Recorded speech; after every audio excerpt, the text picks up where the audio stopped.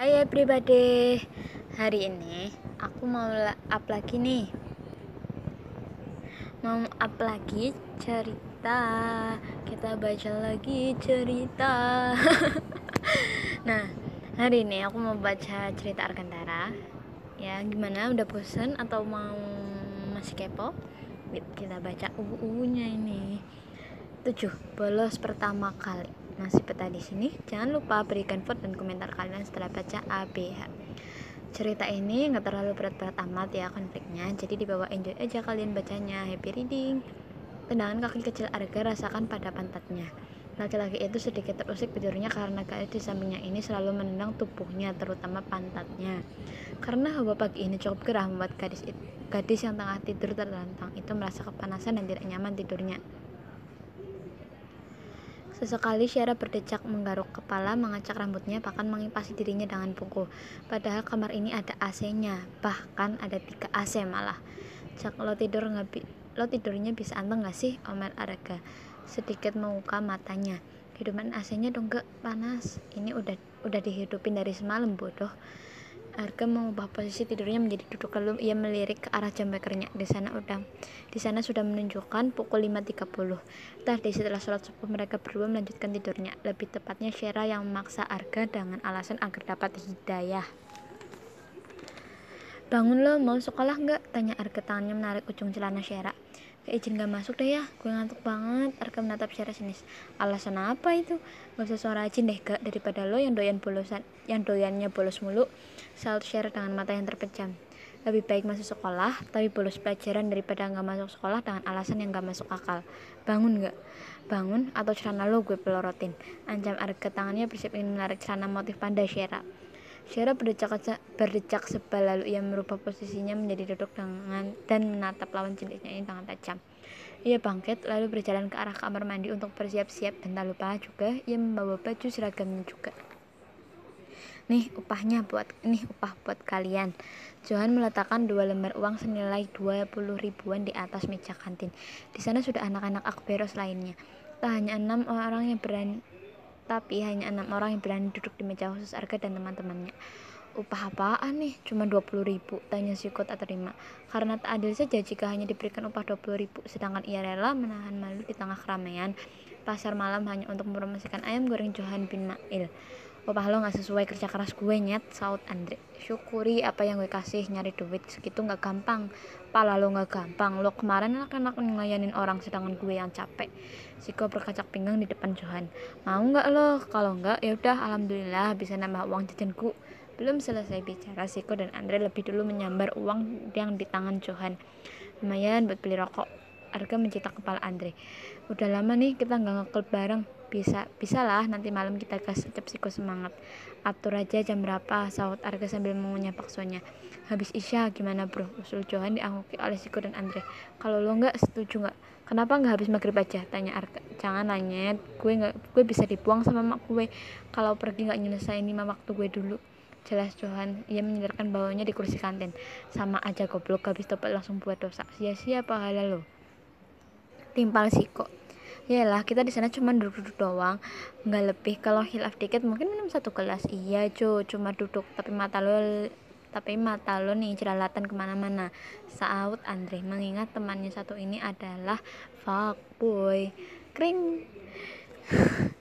Semua siswa berada di kantin membubarkan dirinya untuk memasuki kelasnya masing-masing. Semua pengunjung kantin mulai dari kelas 10 dan kelas 11, bahkan yang kelas 12 pun menatap aneh ke arah 4 laki-laki yang diketahui geng Akberos itu. Tumben-tumben 4 manusia itu masuk kelas. Biasanya juga bolos, malah sering juga mereka sekolah hanya nitip absen doang. Sisanya mereka bolos pelajaran sampai jam pulang sekolah. Di kelas IPA 1, tepatnya kelas Syera dan Gia, tengah berlangsung pelajaran fisika yang gurunya dari tadi tidak berhenti ngoceh tidak jelas.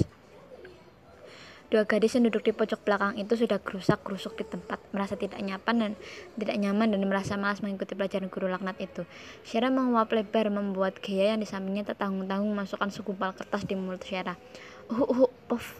Mati-matian Gia menahan tawa agar tidak terdengar oleh guru fisika. Syer, keluar yuk, males gue, acak Gia membuat Syera menatapnya tajam. Mama mati loh, gak tahan gue sumpah. Itu potak satu dari tadi nggak selesai jelasinnya. Udah tahu otak gue nggak ada satu gige. Syara memutar bola matanya malas. Terus izinnya gimana? Tanya Syara setengah berbisik. Tinggal ngomong, gue sakit gitu. Sakit beneran, mampus lo. Pusing beneran gue, Syar. Pengen makan. Dari tadi pagi gue belum makan sesuap nasi pun. Ujar Gaya megangi perutnya yang keroncongan. Puasa lo. Kagak elah, Syar. Gue dihukum sama nyokap gue. Gak boleh makan di rumah gara-gara semalam gue main pulang jam setengah 1 pagi. Jelas Gaya membuat Syara melaputkan matanya. Gila lo, main sama siapa lo sampai jam segitu? Sendirian, gak main kemana-mana sih sebenarnya. Gue cuman ke rumah nenek gue, tapi ngiranya nyokap gue main sama cowok. Ujar Gaya sambil menyengir. Duluan sono lu yang izin. Gaya mengangguk semangat. Syara dan Gaya berdiri secara bersamaan membuat tatapan satu kelas mereka tertuju pada dua gadis itu, terutama tatapan Pak Potna yang sedang menyusun fisika. Refleks menolehkan kepalanya. Mau kemana kalian? Syara mengulum bibirnya. Saya izin Pak. Kepala Syara pusing katanya. Syara membelatkan matanya. Bukannya Gaya yang sakit kepala. Awas aja sahabatnya satu ini sampai di kantin habis nih. Beneran Syara? Tanya Pak Botak memastikan. Iya Pak. Yaudah sana ke UKS, takutnya kalian pingsan di sini. Syara dan Gaya bernafas lega. Akhirnya tipu muslihatnya tidak ketahuan. Setelah 2 jam ini, gadis itu masih betah nangkring di kantin dengan 2 porsi bakso dan 2 gelas jus jeruk di depannya. Gila sih, lo beneran belum lakuin itu sama Arga? Lagi-lagi kayak menanyakan hal pribadi Syara. Tadi kayak sangat kepo dengan hubungannya dengan Arga yang belum pernah melakukan yang harus dilakukan oleh suami istri. Sebelum Syara tidak mau mengasih tahu, tapi sahabat satunya ini jiwa keponya sangat mendarah daging. Jaga mulut lo, lo teriak-teriak gitu kalau ya ada yang denger gimana? Sorry, jadi beneran lo belum itu sama Arga? Syara mengucap pelipisnya. Lo nanya gitu udah ke 50 kali dan gue udah jawab ke 100 kalinya. Lo gak dengar gue jawab apa tadi? Ya kaget aja sih Syar. Betah amat ya tuh laki satu kalian tidurnya berdua. Brak. Kayak menggebrak meja membuat Syara terlonjak kaget. Untung saja di kantin hanya ada mereka berdua. Wah amazing. Imamnya Arga kuat juga ya. Bisa-bisanya lo gak jebol. Kalau seandainya ngulek mulut temen dosa, nanti Syara sudah mengulek mulut Gaya. Menurut sahabatnya ini kelewat vulgar dan sangat ceplas-ceplos. Jadi Syara harus ekstra hati-hati jika berada di dekat Gaya. Takutnya jika sahabatnya ini refleks mencerahkan pernikahannya dengan Arga. Lo gak tahu aja di setiap malam Arga nagih anak marah. Aduh. Syara duduk di atas kasur dengan kaki yang bersila. Matanya terus fokus melihat layar TV yang menayangkan drakor kesayangannya. Untung saja kamar Arga ada televisinya, jadi Syara tidak perlu repot-repot turun ke bawah jika ingin menonton TV. Lo tadi bolos? Tanya Arga yang baru saja keluar dari kamar mandi. Enggak kok, gue lihat lo tadi di kantin sama Gaya. Bolos beneran kan? Kenapa bolos? Enggak Arga, tadi itu jawab jujur, bisa kan? Arga menatapnya tajam.